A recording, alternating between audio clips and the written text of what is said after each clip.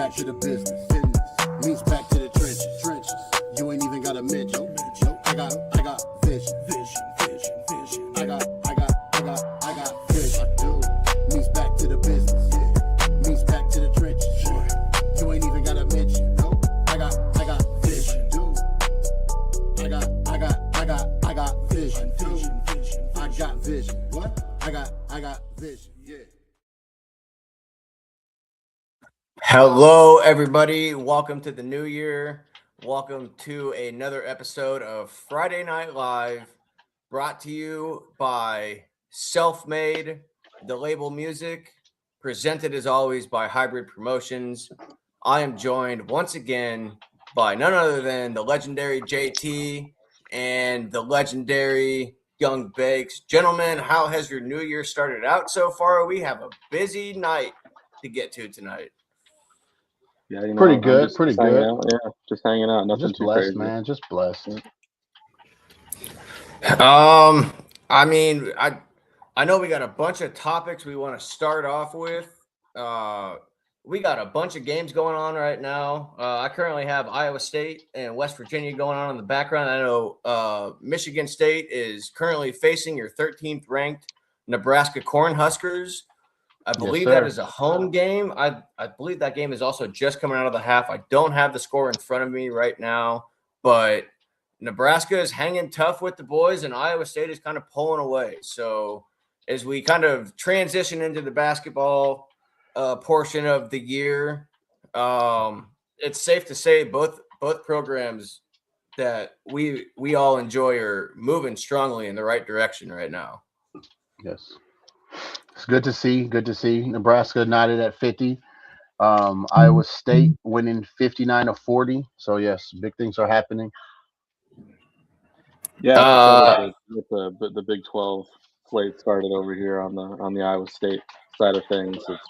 It's always a gauntlet. So I'm curious to see how Iowa State fares. Although I think the January Big 12 schedule for Iowa State's rather light relative to the Big 12. I think things really get going in February. So just protect that undefeated record. Yeah, it's late February, early March. The Clones, I think they face five or six ranked opponents there in the last 6 or 7 games. So kind of slow rolling into it. I mean, the Huskers, you don't really know what to expect with them at this point. They're kind of an outlier. Still kind of getting no respect, 13-0, ranked 13th. Bakes, what's going on? Well, I don't think that we need no respect. I think we just need to go out there and play our game. No game is truly guaranteed. We've seen some mid-majors and some smaller schools running pop some fools. So we just got to be humble, play good ball, stay hungry on defense, make some nice passes, and clean up the boards. Absolutely. Well, anybody got a topic they want to start off real quick? I know I've been kind of pushing the portal talk all day today. Does anybody want to take the first stab here at what's going on with your school here? Yeah, so I kind of wanted to start off with, I think we have a little bit of quarterback talk that we can talk about when it comes to the portal. It's the rumors are starting to come out that it seems like that both Iowa State and Nebraska have potentially found maybe not like their guaranteed starter for 2026, but certainly guys that they're going to be heavy in rotation, at least heavy in competition if this comes to fruition. From the Iowa State side of things, we had talked a little bit about this when we had announced the quarterback coach hiring. The recruiting services have, for those that know the term, kind of crystal balled Jalen Rayner to Iowa State, who is the dual threat quarterback from Arkansas State. That's kind of what we had hoped for. I think that's kind of the best case scenario for portal options from Iowa State. So I'm really excited about that. I'm sure technically it'll be a competition, but if that comes to fruition, I think he'll be the starting quarterback for Iowa State for 2026, and that's about as good as you can do. So I'm thrilled to get Jalen Rayner. I don't know if you feel any differently, but no, yeah, it's about as good as you can good as you can expect at this point for Iowa State, kind of coming off the mat here at this point for them. Yeah, so we might dig into that once, hopefully it becomes official here within the next week or Right. two. Yep. And then Yep. on the Nebraska side of things, it looks like obviously I don't know much about this guy, and I'm guessing the rest of you probably don't either. But it sounds like that Kenny McKinchey is getting crystal balled to Nebraska as well. He was quarterback at Notre Dame. Looks like he was four-star like a recruit. backup. Yeah. Mm-hmm. So I guess Vic, kind of what's your thoughts on Nebraska picking up a quarterback in the portal, considering what you guys already have? I think it's huge to pick up a quarterback on the portal, especially somebody who has dual threat capabilities. I think that's important for Nebraska to move forward at the quarterback position. Bringing in a guy who has, backup experience, reading playbooks, watching film at the collegiate level. I think that's just going to help strengthen that quarterback room, and it's going to help us prepare. We're going to have a couple of quarterbacks next year that all of them will be competing for the starting job, including the true freshman that's coming in. So I'm excited. Obviously, we lost our bowl game. Boo-hoo. I just think that at the quarterback position is going to be huge to come in with some experience, a couple young guys battling out, just getting us ready to go, man. Yeah, that bowl game was kind of really unfair. Looking back at it here, I know you sent me this earlier today.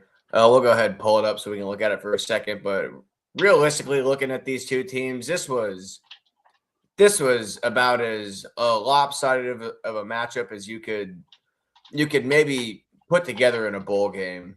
To me, with this being the Las Vegas Bowl, this kind of seems like a reach for fan bases, maybe. Nebraska's excited about getting back into bowl games finally. There's a good chance 30,000 of them are going to be willing to travel to Vegas to be there around New Year's. Utah obviously travels well.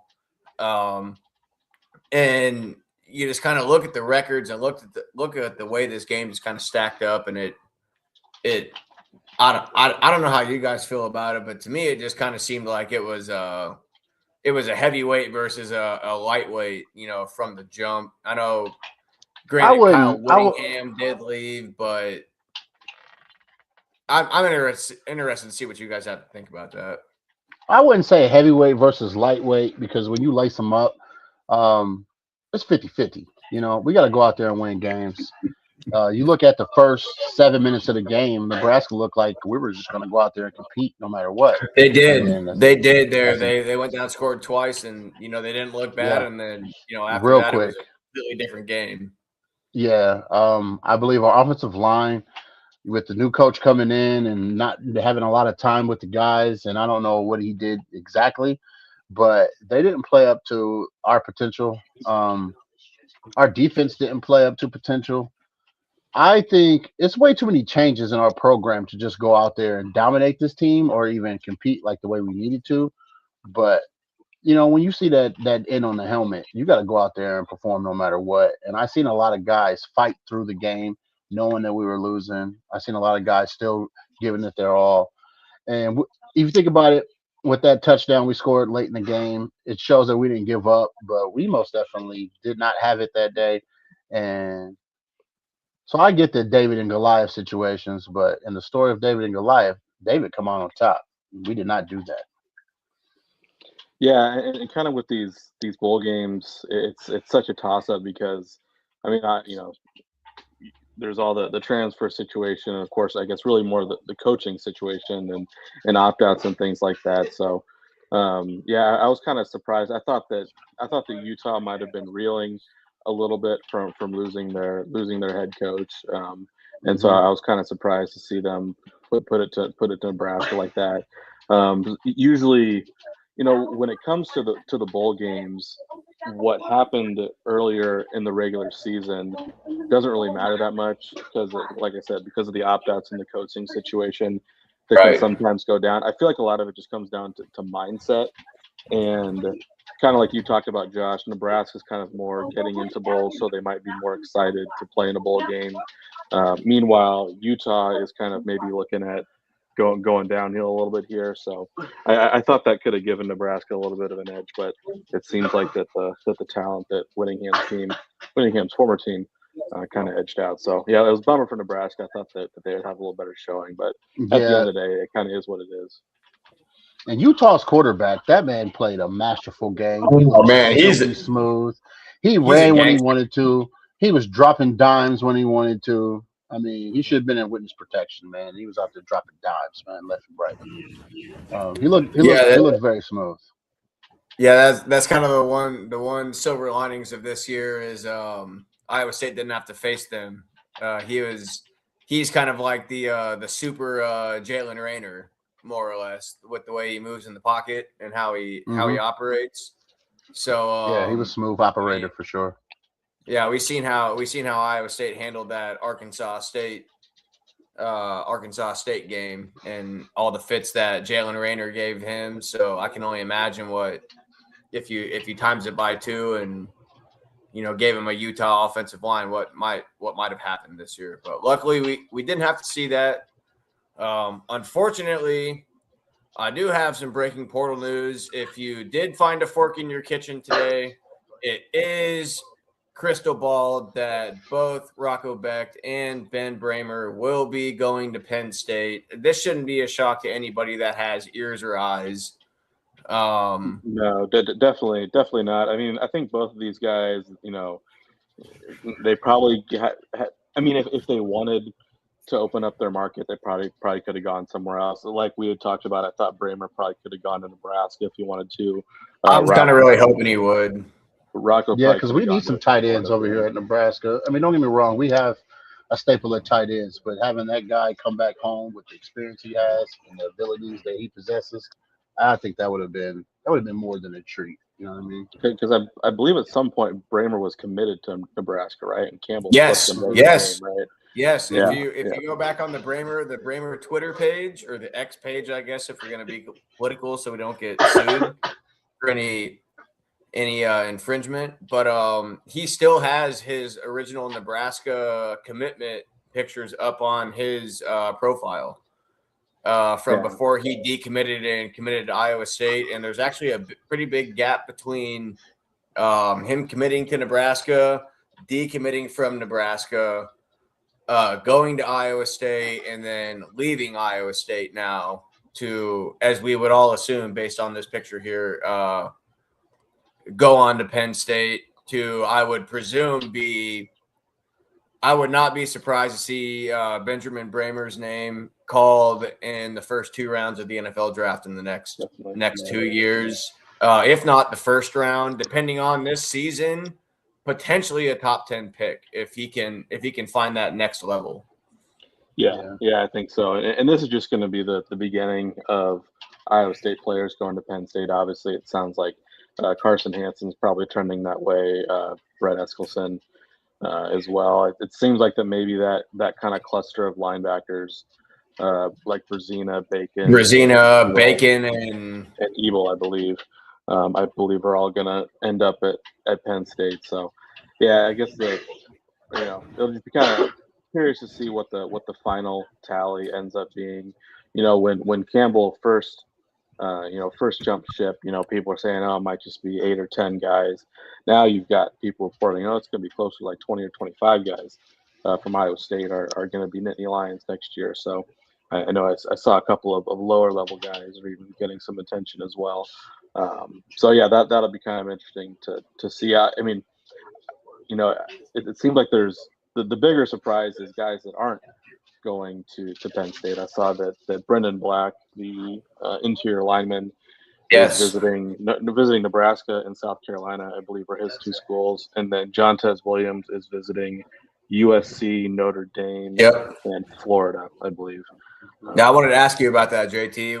What do you think he's testing his market there with seeing what's out there money wise? You think he comes home and ends up playing for Campbell for another year? Do you kind of think maybe there's a little resistance going back to Campbell, knowing that his ACL injury happened in a game where if we're going to call it for what it is, he had no business playing in that game when he had his injury to tear his ACL and effectively end his season for the Cyclones last year. Yeah, and honestly, I think that was the biggest surprise to me, seeing such a prestigious offer list or visit list for Jontez Williams.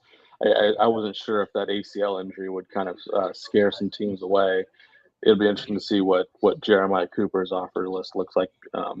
But yeah, I thought that he might just go to Penn State just because of the injury situation. But yeah, it seems like that Williams is testing the market, and it seems like that teams aren't scared of that ACL injury. And obviously, I mean, ACL injuries aren't anything to be. It's not the same it used to be 10 years ago. No, it's not. It's And I suppose if you tear your ACL in, I think it was October that happened, you can probably get back and not miss a whole lot of time. It's not like with what we saw with Parsons and Mahomes, where tearing their ACL this late in the year.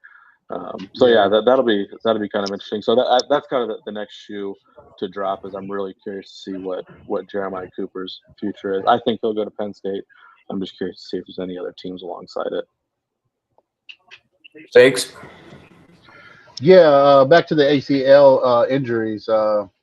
Pittsburgh basketball player DeJuan Blair played with no ACLs, and he had a nice NBA career. So I completely understand playing your heart out and knowing that you're banged up. But when you're playing college football, collegiate football, or any sport, you want to go out there and give your best. Injuries are a part of the game. You got to go out there and play, man. Yeah, it's I guess to wrap it up real quick, it's really unfortunate when the injury happened. At the time we were kind of fed a line of we're trying to build for the future and build, around funnily enough, a cornerback that will no longer be at the school next year. But with they were kind of planning around Jeremiah Cooper not being there because for those who forget, he tore his ACL, I believe, 3 or 4 days before that in practice. So the idea at the time was we're going to keep Williams on the field to give some of the younger guys a little more run time. And I guess history speaks for itself after that. And you can kind of see what giving a little bit of run time to these guys can do and what it can lead to in a football factory, I suppose, if you want to call it. Yeah, and then I think another thing that'll be interesting to see, like how many of Iowa State's transfers kind of like drop down a level, because you had talked about Cooper and the position change.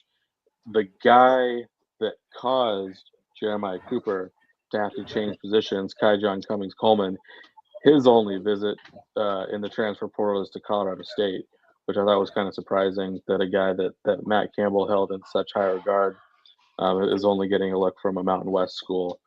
So we'll see if that changes at all. But I think it'll be interesting to see like how many of these guys drop down. I know that fans are so upset that a lot of them are leaving, but there's only so many roster spots out there, and unfortunately, a lot of these guys, they get bad advice from their agents or their parents or things like that, and they kind of just end up getting and end up pulling the bag. So and obviously the other side of it is another thing that doesn't get reported on a lot that you're starting to hear a little bit from on the Iowa State side of things is that Jimmy Rogers has told a lot of these guys just to leave. Yep, I was going to ask you about that. That, JT. He's not interested in them. It sounds like the Cummings Coleman might have been one of them. I know there was a tight end, kind of a Trip Walsh, I believe his name was.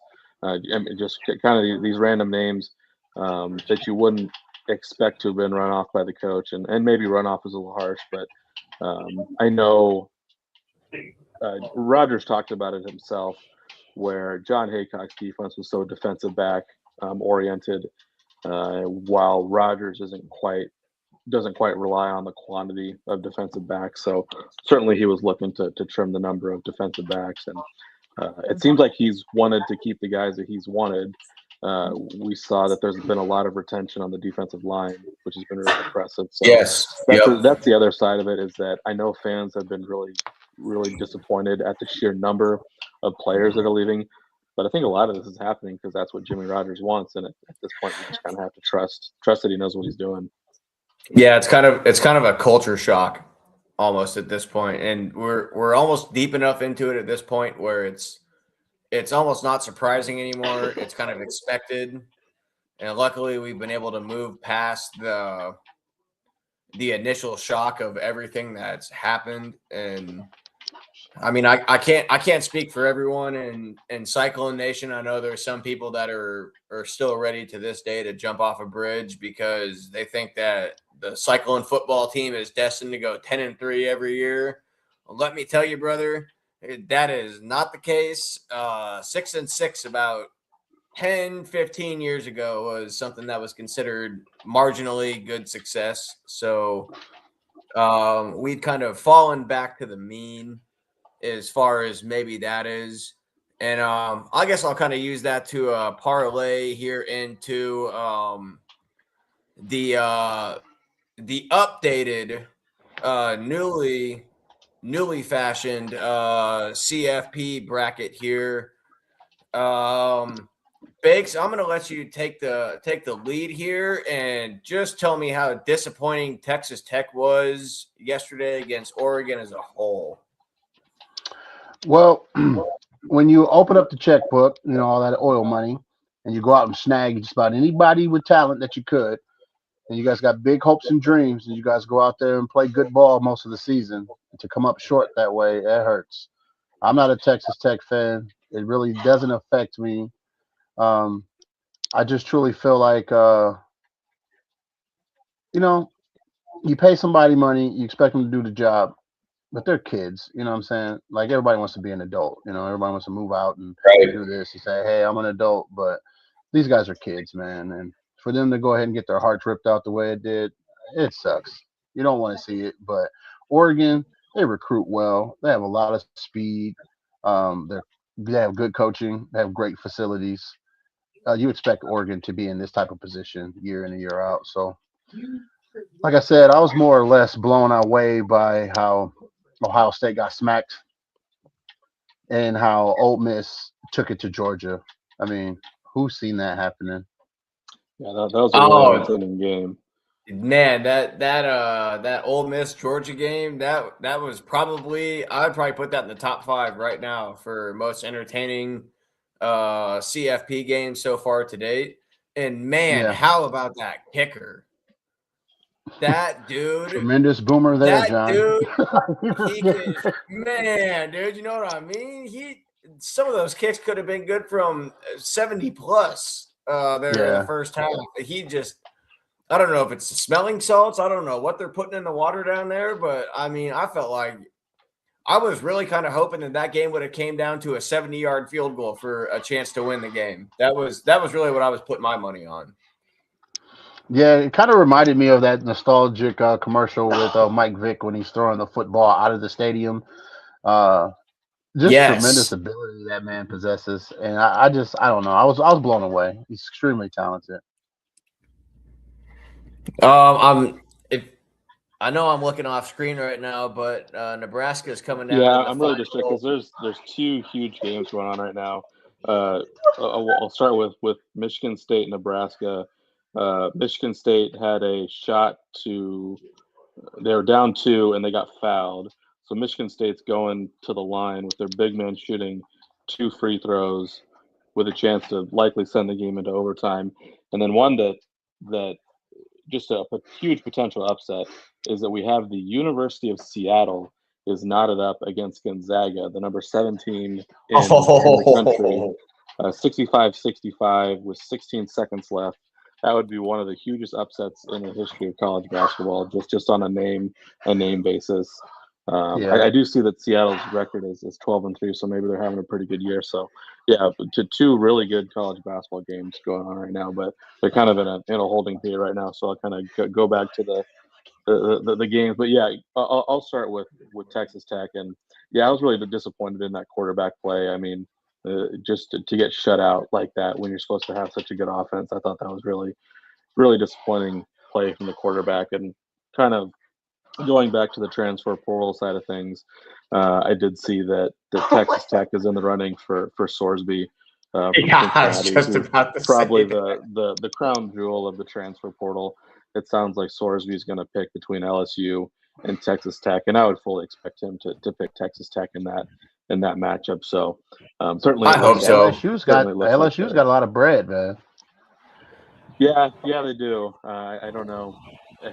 They And I can guess fire a Well, coach, hire a new one, and drop money on NIL. So yeah, well, and they're also paying for Ole Miss's playoff regulations right now for bonuses. So Lane Kiffin just got $500K last night for not doing shit but sitting on the couch and picking names for the last 4 or 5 years. Yeah, and I don't know if that quarterback for Ole Miss has any eligibility left. I don't think he does. I guess if he does, he'd seem like it'd be a good candidate to go to LSU.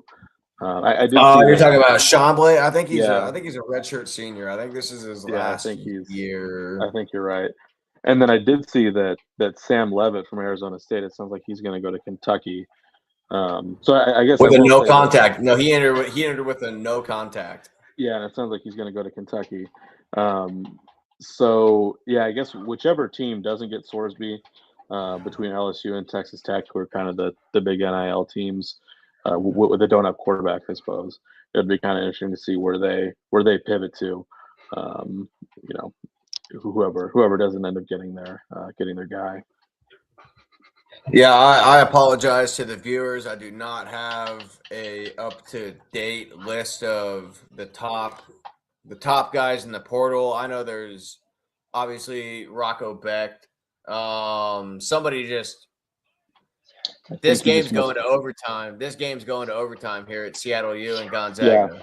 Yeah, the Seattle game's going to overtime. I think one of these guys, based on what the crowd is looking like in Lincoln, this guy must have just missed a free throw. So it looks like Nebraska's going to pull off the big win against the ninth-ranked team in the nation. How about that, huh? How about that, Yes. Bakes? Look at your boys. Fred Hoiberg. Hey, man. Fred Hoiberg, all he does is win when he's playing college basketball. I mean, it was a slow burn. When he first got here, it seems like we couldn't buy a win, Yep, that's official. Yep. Well, they call it a foul, but now we're just rolling. I remember I used to buy $2 tickets the night of games to go up to Lincoln, sitting there at the bar. We could buy tickets for $2. This is 6-7 years ago. At the PBR? You could roll up there real quick. Oh, the PBA, I should say. Sorry. The Pinnacle Bank Arena, the PBA. You would need a PBR to get into that place. And I think I need a drink after. I think I need a drink after this game, for sure. Yeah, that's a huge win, man. And I forgot that Nebraska's still undefeated, so you're almost certainly looking at a top 10 Nebraska Cornhuskers here come Monday. So I'm really, really excited to see where they land. How about that? Your top 10 Nebraska Cornhuskers. And while we're there, I guess we can go ahead and say the Cyclones are going to go ahead and win tonight. Sorry, Dad, if you're watching. Oh, before we continue, I do want to give a shout out to the Norwalk Reds. My cousin's baseball team. They went the 40 and up baseball team. They went back to back this year for a championship. He was begging me and pleading me to shout that out. So shout out to Jeremy Taps and the 40 and up. Shout out to the fans. Shout out to the fans. That's what's up. But yeah, it's like you said, Bakes. It's been a slow burn there with Nebraska for a really long time, and he kind of really had to pull that place out of a dumpster fire. And yeah, I need you to stop talking about the Huskers and using such graphic descriptions. We're not talking about Iowa. No, we're not talking about Iowa State. You know what I'm saying? Everything is cool. Everything is cool. We start talking about the Huskers. You start talking about catastrophic events and all these fires that we got to put out and all this and that. Man, you guys are just as sloppy as us in multiple areas, man. Like, man, you want to talk about a dumpster fire right now? We can't even field a football team right now. If we had to take the field tomorrow, good luck. Well, yeah, you lost 44 players in a matter of seconds. Like, that is nuts. How do you lose 44 collegiate athletes? Well, 20 There's of them. only 53 men on the team. Well, there's 100. That's the NFL. There's 105 in college football. 105 I technically, just but I just said 85 that on for the side. dramatic effect. Josh was always coming at my Huskers sideways. I got people hitting me up and was like, "Vic, did you start an Iowa State sports podcast?" And I'm like, "No, I started a sports podcast with some Iowa State fans." Yeah, breaking news for who don't know. This is going to be pretty heavily Iowa State going forward, but we try to be non-biased. Hey, speaking of non-biased, real quick, before we move on here, how about the Iowa Gronowskis taking down the Vanderbilt Pavias on New Year's Eve there? Yeah, that was a nice little win for them. I know that the nation was kind of rooting for Iowa just because Diego Pavia's got himself some bad publicity right now. So he's kind of a douche. You can go. I'll say it for Yeah, you. He's kind of a douche.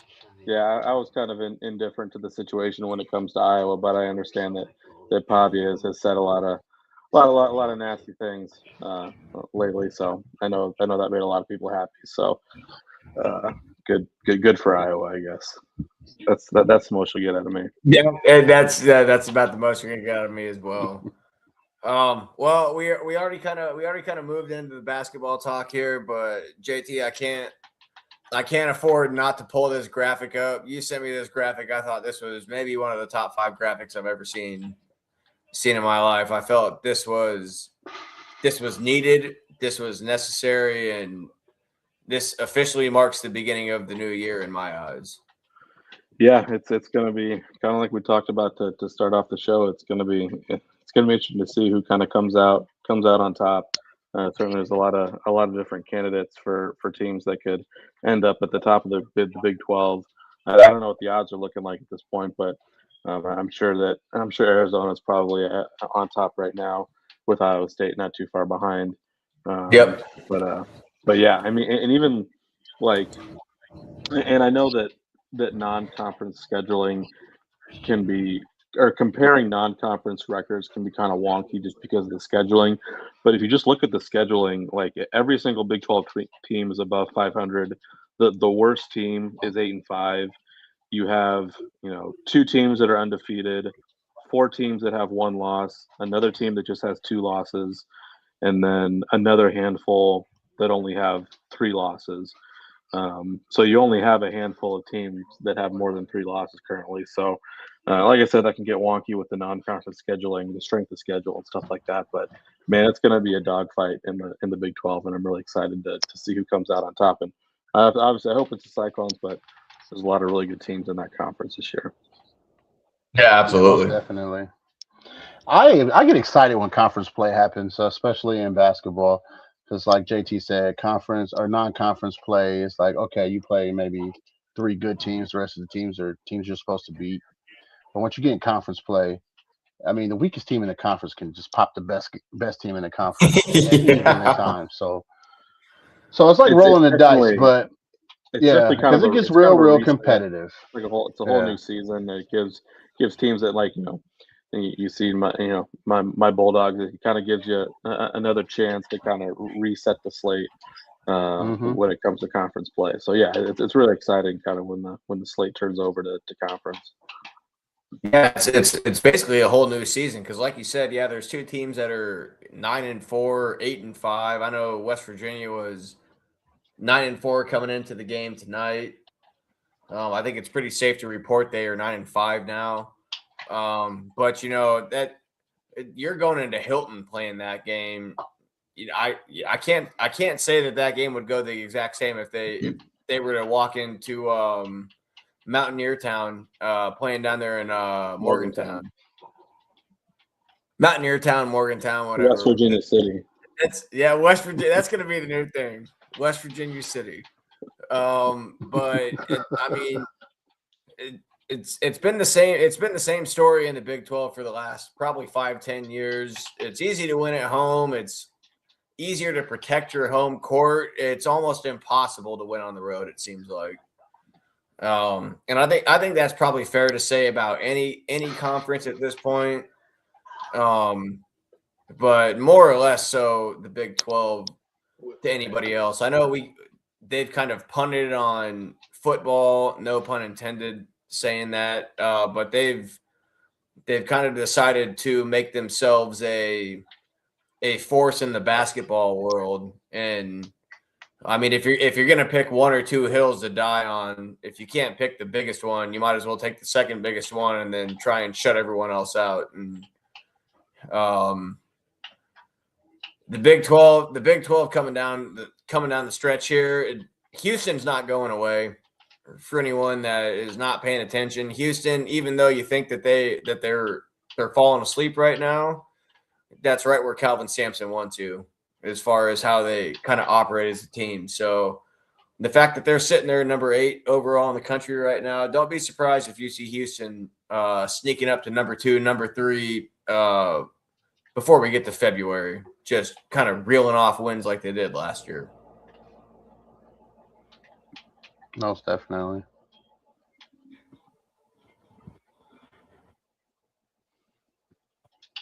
Well, Bakes, I think this is probably a good time to take a little break here and maybe All right. You forgot to shout out the sponsors again. thank some of our sponsors here. Let's see if we can get Mr. Foreman in here. Let's see if he wants to pull up. He texted me just a little bit ago and said it would be back end. He's got a newborn in the house and got some things going on. So I'll go ahead. That's all right. We'll hold on for him. I'll go ahead and give some shout outs. This episode is always brought to you by Hybrid Promotions. We got a little graphic here. Self-made Hybrid Promotions. www.selfmadelabelhybrid.com.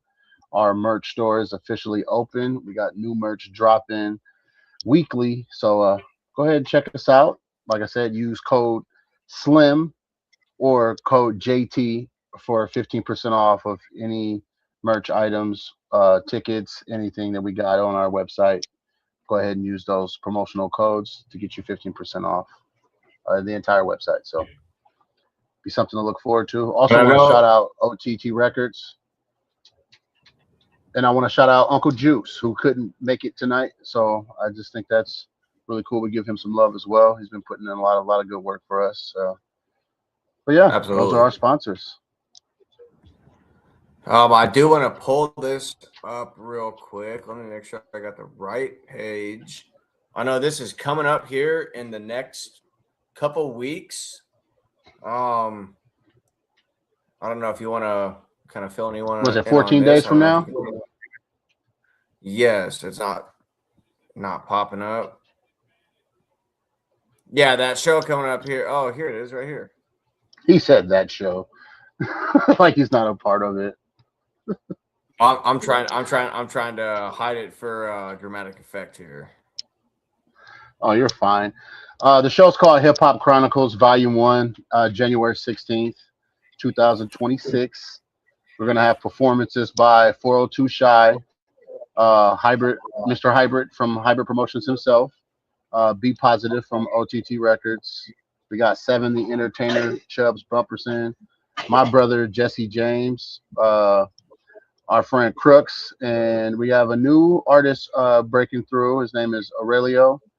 He's very, very talented. He's got some R&B style rap, and he's got some pretty cool songs out right now. So, yeah, Hip Hop Chronicles, Volume 1, the first installment. So, doors open at 7. Show starts at 8. Tickets are on sale right now for $10. You can also find that on our website at www.selfmadelabelhybrid.com.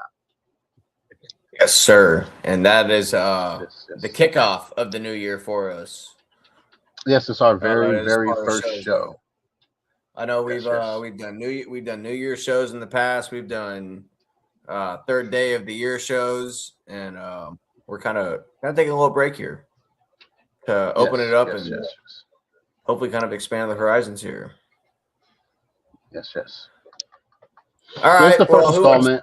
I believe we'll have 3 or 4 installments to this Hip Hop Chronicles, but January 16th will be our first. So I'm excited about that.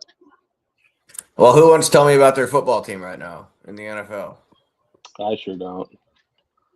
Well, I'll go ahead and talk about my Niners. Not a very selfish person, but the way we whipping tail and taking names, it sounds pretty selfish. So I look forward to 49ers going out, winning a couple more games, getting us ready. Um, very, very impressive win against Chicago Playing for a one last seed. week. Playing for a one seed on Saturday. Yeah, we're playing for a 1 seed. I think that's extremely important. We just got to go out there and play defense. Our quarterback just came in and just stunted on him last week. He was just so smooth out there. Um, I look forward to him continue doing his thing, but I think this is going to come down to defense. So we need our guys on defense to really, really step up and kind of set the tone. And I see that Brock Purdy is allowing his Matt Campbell influence on the 49ers with those sick black uniforms. I'm looking forward to seeing those black uniforms. Those look really nice. Yeah, I know that's They right. they do look really nice. That was a dope ass edit too. Whoever did that edit deserves at least probably a $50,000 raise based on that. It's how I wish the Cyclones black uniforms looked. I wish that the Iowa State would add Yes. just a little touch of the school colors. But no one has switched their jerseys more than Iowa State football. If you think about it, you guys have so many jersey switches. So what is nothing wrong with having a little swagger? What is Matt Campbell about to do at Penn State? Can you imagine Penn State coming out in all black uniforms? I think Never. It's like Nebraska. We don't change up jerseys too often because that's what I'm saying. Up on tradition. You don't break tradition, brother.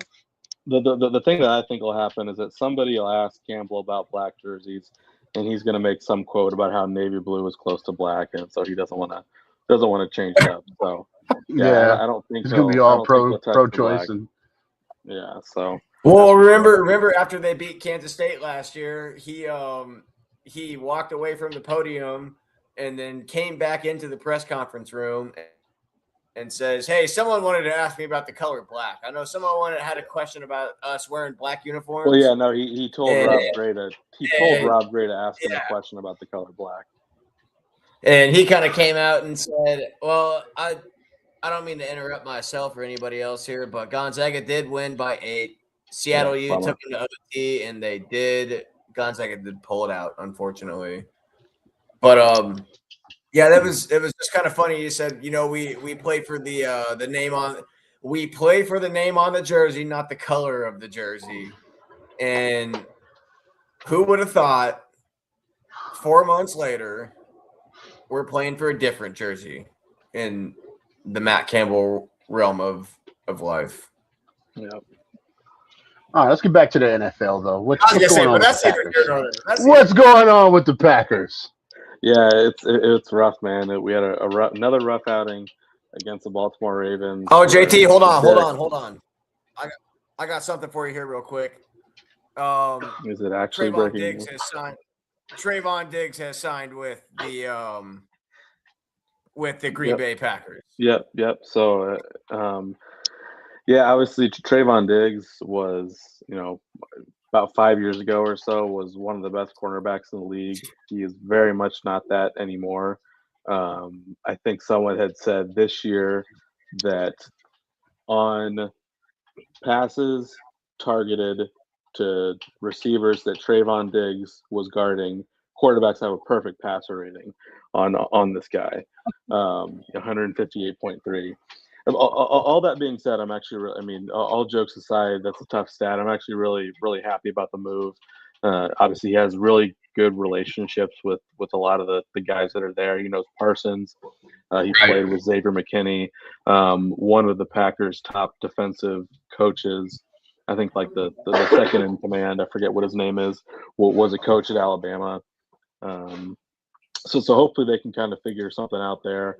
They certainly they just needed warm bodies, frankly, to play cornerback. They just keep getting hit with all these injuries, man. It's just devastating. So all jokes aside about Diggs, I'm actually really excited to bring him in. Hopefully they can kind of get something there. It's very similar to when the Packers acquired Rasul Douglas a couple of years ago. When Rasul Douglas was signed by the Packers or traded, I don't remember what it was. He was not very good, but he really saw a career renaissance in Green Bay. And so I just hope that the Diggs can do the same thing. We'll just hope that we can get him up to speed because we're going to need him because, Valentine hasn't looked good. Keyshawn Nixon hasn't looked good. Nate Hobbs got hurt. So he's gonna have a chance to go out there. But I guess more bigger picture, like I was talking about, just a really poor performance by the Packers. Fortunately, the Packers have just gotten worldly amounts of help from other teams so that they really Yes. didn't need to win to clinch the playoffs. They're going to play a bunch of backups on Sunday against the Vikings. So it won't really matter. The Packers haven't had a game that they've had to win, which is good because they haven't won in about a month or so. So I guess we'll just have to see. I mean, kind of like we've been talking about before with whether it's the bowl season or whether it's non-conference play. Once the playoff starts, it's a whole new season. It doesn't matter what your record was; you just have to win one game at a time. And hopefully, that the Packers can wake up and get the job done. As you can see on the graphic there, more than likely the Packers are going to have to go back to Soldier Field. I think there's one scenario where they could end up playing the Eagles, but the more likely scenarios are going to end up in Chicago. So just have to see if they can run it back. Just gotta hope they can get it together. And I do believe that one scenario you're talking about would be the Bears losing to the Lions on Sunday and then the Eagles winning. I don't know who the Eagles. I think the Eagles play the Commanders. Yeah, it's probably a conference Is who they game. play. It's someone who's not very good. It's quite frankly, it's kind of something that's kind of bullshit if you look at how this kind of worked out. But who would have guessed the Commanders were going to go 4-12 this year, and Jaden Daniels' arm would become his foot at some point in the season? Yeah, sure. Right. It's the Eagles and the Commanders on Sunday.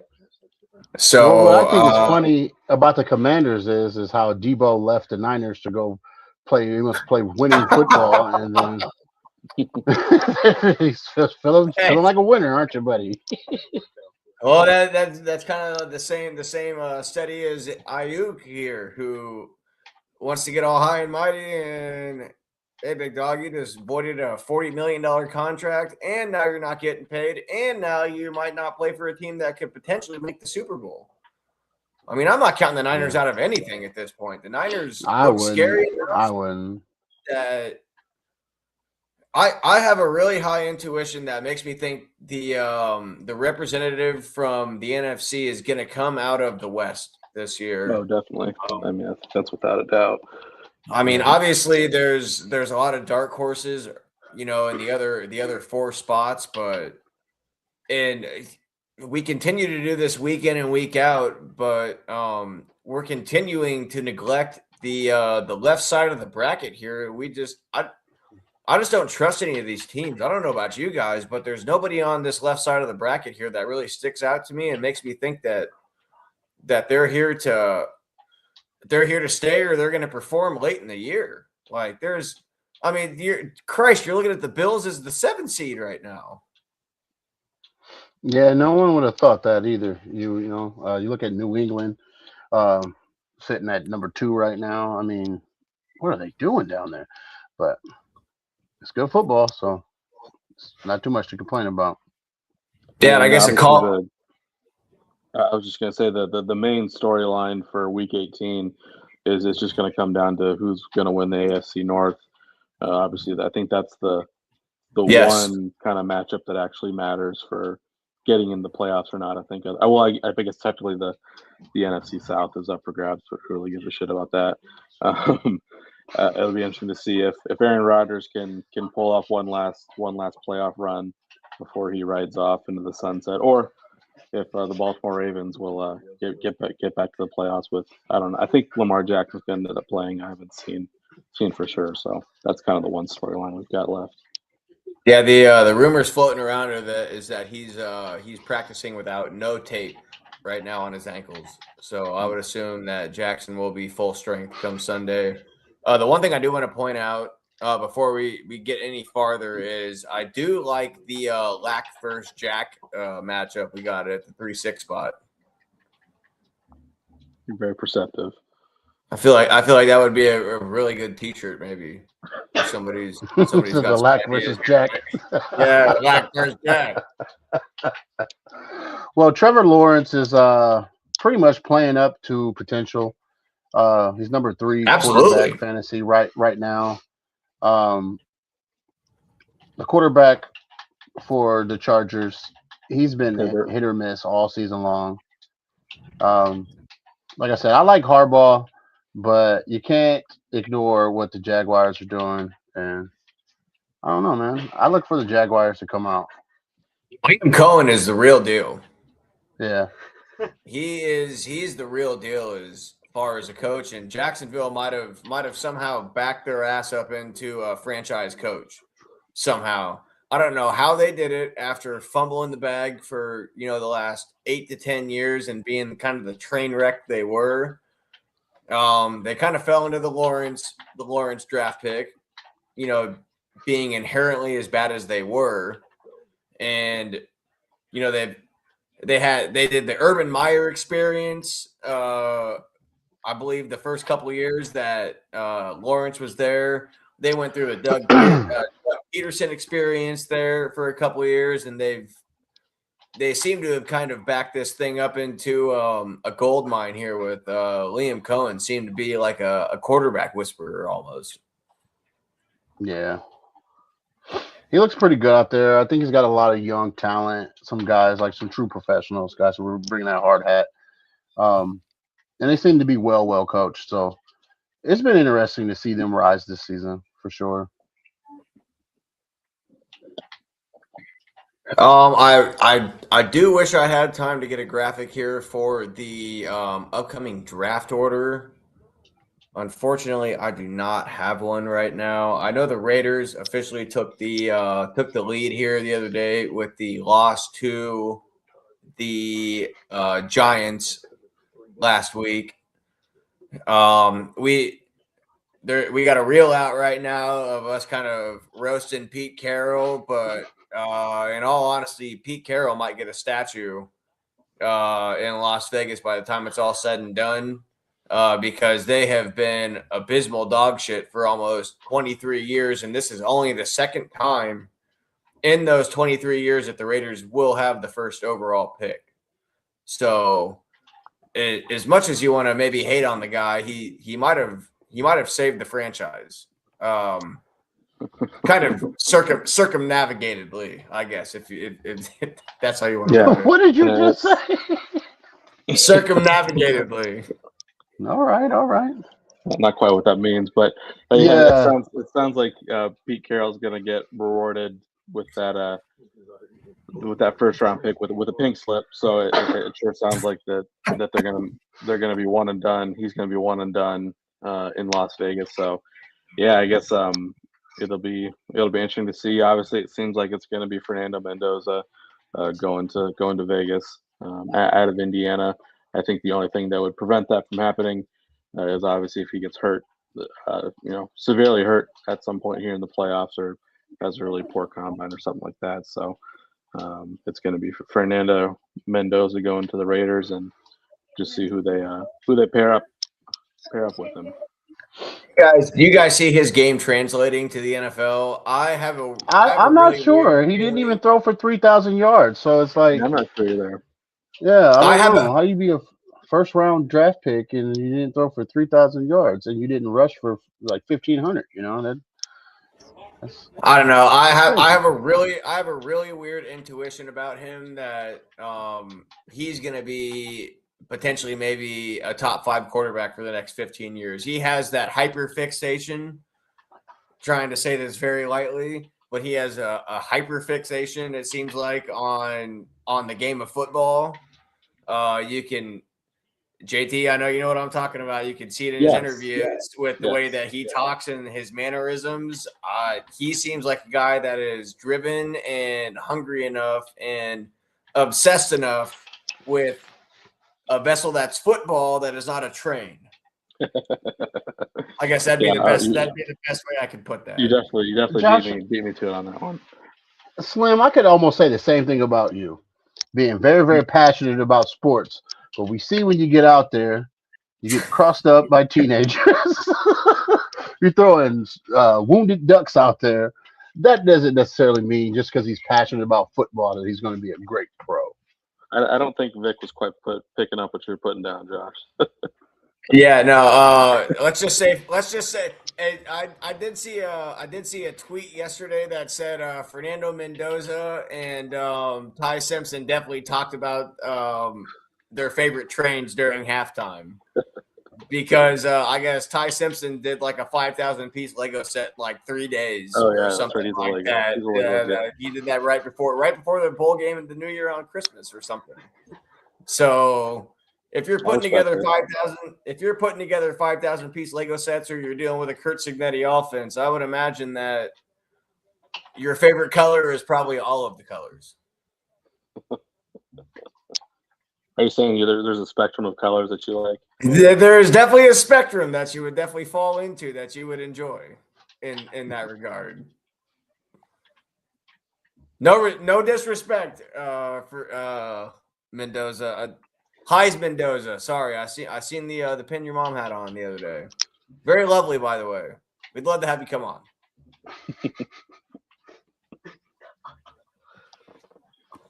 Probably call it good there. Yeah, I think we should move on. Yeah. We should probably definitely move on. That was a good spot to end on right there. I ain't got much else for you. Do you guys have any New Year's resolutions that you wanna kind of share with the world, other than maybe your football team going 6-6 or being able to house a football team next year? Nope, I think New Year's resolutions are garbage. If you got to wait for the New Year to change something about your life, you're not gonna hold on to it anyway. There's nothing wrong with changing your habits on December 29th. You don't got to wait till January 1st. So you can start today. So no, I think New Year's resolutions are bullshit, and you should change your life the moment you notice something's wrong with your life. All right, JT Signetti. I kind of shit on that. So if you guys have resolutions, it's fine. You guys can go ahead. No, I don't have a resolution. I just think you should be the change you want to see in the world. It starts with you, not with someone else. So get your shit together and man up. Yeah, my only New Year's resolution was to hang out with my buddies on the podcast and talk sports. So I've already reached my goals this year. Look at that. Right on, Josh. Right on.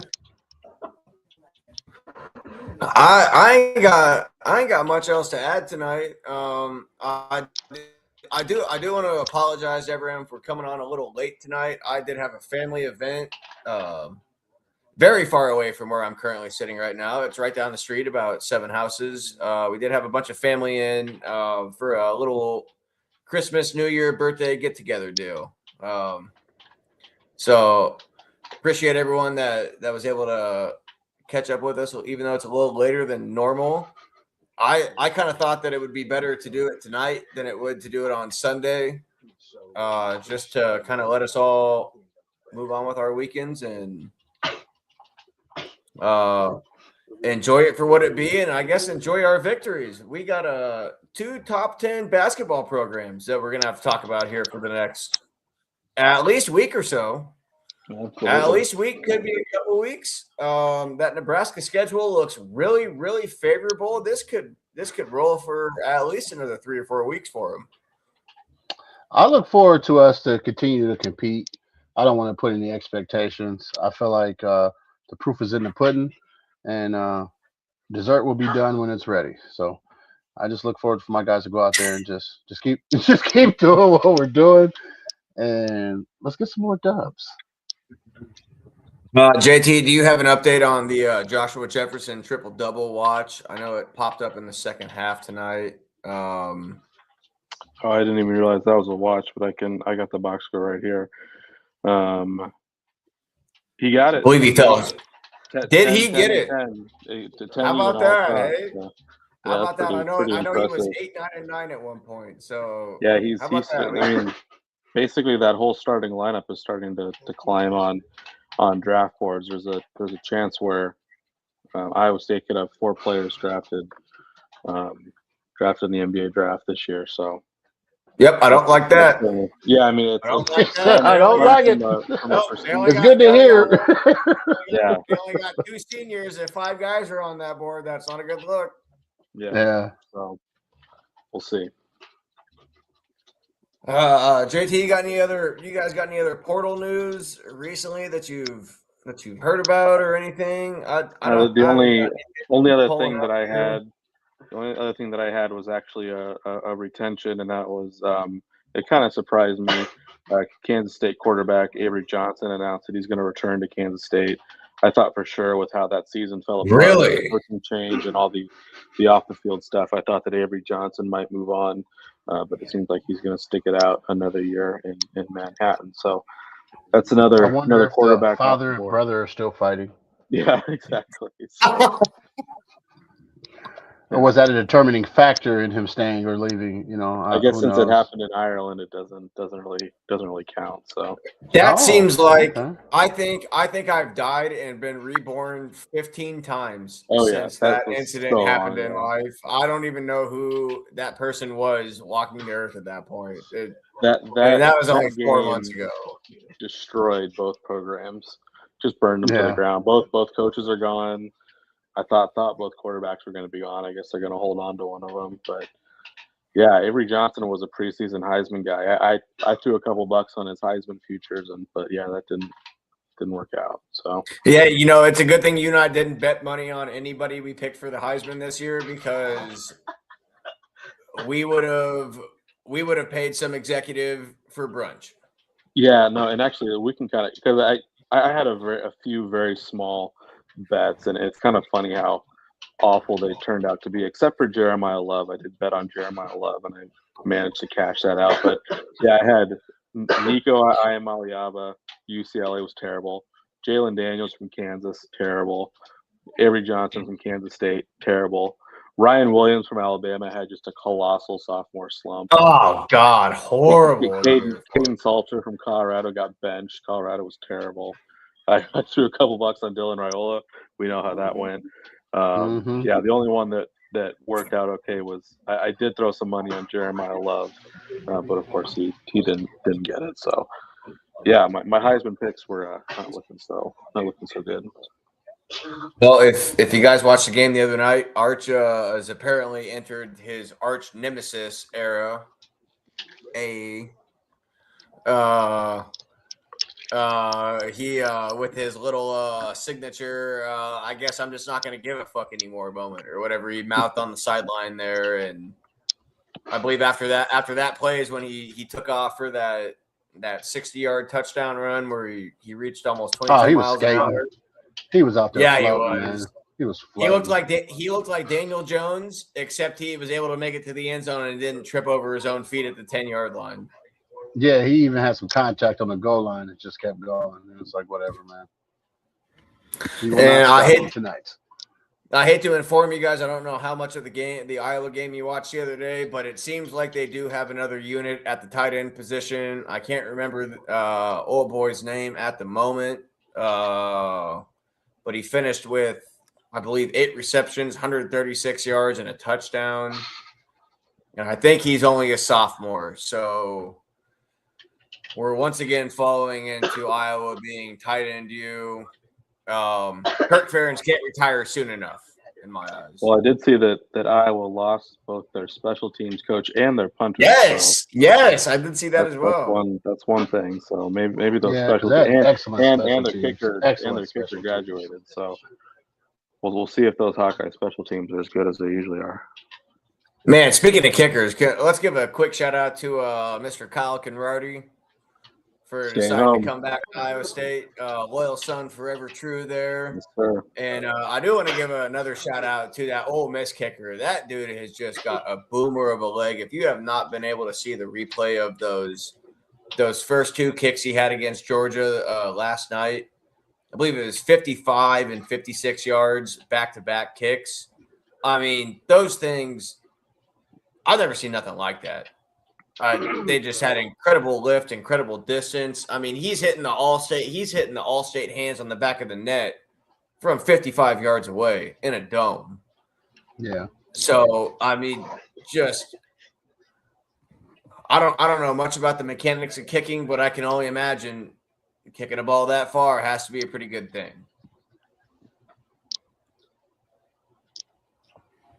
Bring it home. Land that Makes plane, you want to. Slim. Do you want to? I beat you to it. Land that plane, Slim. Do you want Just to? land that plane. Land that plane. You want to thank the sponsors one more time, and I'll give you the first honors of the year this year. Okay. I would like to thank Hybrid Promotions, OTT Records, and Self-Made the Label Music. As you can see here, you can visit Self-Made the label hybrid.com. You can use code SLIM or code JT to get 15% off of anything in the store. If you haven't checked out the store yet, I would highly recommend it. If I had $1,000, I would buy probably almost one of everything that they have to offer at this point. A lot of good stuff in there. Check it out. Help support us. Once again, we got a show coming up on the 16th of January at the Beach House for Friday Night Live. I am Slim. As always with JT and Young Bakes. We want to give a shout out to our correspondents, Young Juice and Hybrid, for always being there for us. And then we want to give a shout out to you guys for being a part of the audience and tuning in with us. We appreciate having you. This is once again the first episode of the year. We will be back every week as far as our heart's desire. We hope you are back with us every week. We thank you for your time. I hope your new year goes the way you want it to.